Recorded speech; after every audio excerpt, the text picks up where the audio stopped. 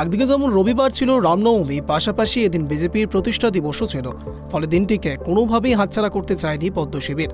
বিজেপির রাজ্য সভাপতি সুকান্ত মজুমদার দলের রাজ্য দপ্তরে পতাকা উত্তোলন করে আক্রমণ শানায় রাজ্যের শাসক দলের বিরুদ্ধে। সেই সঙ্গে তার ইঙ্গিতপূর্ণ মন্তব্য, এই মুহূর্তে রাজ্যের প্রায় 33% মুসলিম রয়েছে। এত সংখ্যক মুসলিম থাকার পরও কিভাবে তারা সংখ্যালঘু হয়? তো বিজেপি দেখুন ঢিল মারাদের কিভাবে ট্রিটমেন্ট করতে হয় আমরা কাশ্মীরে দেখিয়েছি। তো বিজেপি এটাতে এক্সপার্ট। দেখুন কাশ্মীরে আর কেউ পাথর মারে না, পাত্তারবাজি বলে হিন্দিতে, পাত্তারবাজি আর কাশ্মীরে হয় না।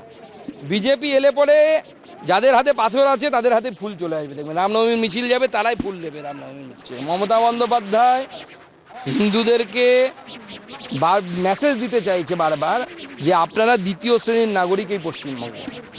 কারণ রেড রোডের মিছিল থেকে মানে নামাজের স্থান থেকে, যেখানে রাজনীতি হওয়া উচিত না, ধর্মীয় জায়গা, সেখানে দাঁড়িয়ে উনি বলেছেন সরকার আপনাদের সাথে। পরিষ্কার করে দিয়েছেন তো যে পশ্চিমবঙ্গের সরকার অর্থাৎ মমতা সরকার কাদের সরকার? তারা মোল্লা মৌলবী কট্টরপন্থীদের সরকার, সাধারণ মানুষের সরকার না। রাজ্য দপ্তরের প্রতিষ্ঠা দিবসের কর্মসূচির পরেই সুকান্ত সোজা চলে যান হাওড়ায় রামনবমীর শোভাযাত্রায় অংশ নিতে। প্রসঙ্গত গতবার এই শোভাযাত্রাতেই ছড়িয়েছিল উত্তেজনা। কিন্তু প্রচুর মানুষ এই যে শোভাযাত্রা, সেই শোভাযাত্রায় কিন্তু যোগ দিয়েছেন এবং সেই শোভাযাত্রায় উপস্থিত রয়েছেন বিজেপির রাজ্য সভাপতি সুকান্ত মজুমদার এবং তার যে ফুল, সেই ফুল ছুঁড়ে কিন্তু স্বাগত জানানো হচ্ছে। এই মুহূর্তে মিছিল, অর্থাৎ গত বছরও কিন্তু এই হাওড়ার এই মিছিলকে কেন্দ্র করে একটা উত্তপ্ত পরিস্থিতি তৈরি হয়েছিল এবং সেই কারণে এবারে কিন্তু প্রশাসনের তরফ থেকে কড়া ব্যবস্থা নেওয়া হয়েছে। প্রচুর পুলিশ উপস্থিত রয়েছে, পাশাপাশি হাওড়ার বিভিন্ন রাস্তা, সেই রাস্তাগুলোকে ব্লক করা হয়েছে, অর্থাৎ কোথাও যাতে কোনো রকম অপ্রীতিকর ঘটনা না ঘটে সেদিকে কিন্তু কড়া নজর রেখেছে প্রশাসন।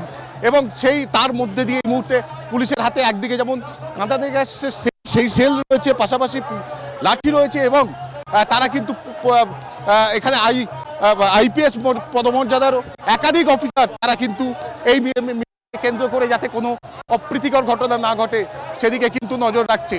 এবং তুমি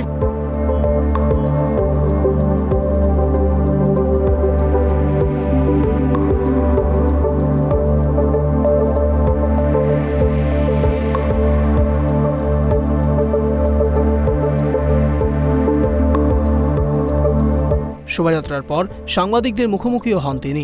পশ্চিমবঙ্গে হিন্দুদের সংখ্যা 70%, অর্থাৎ 70% আশেপাশে।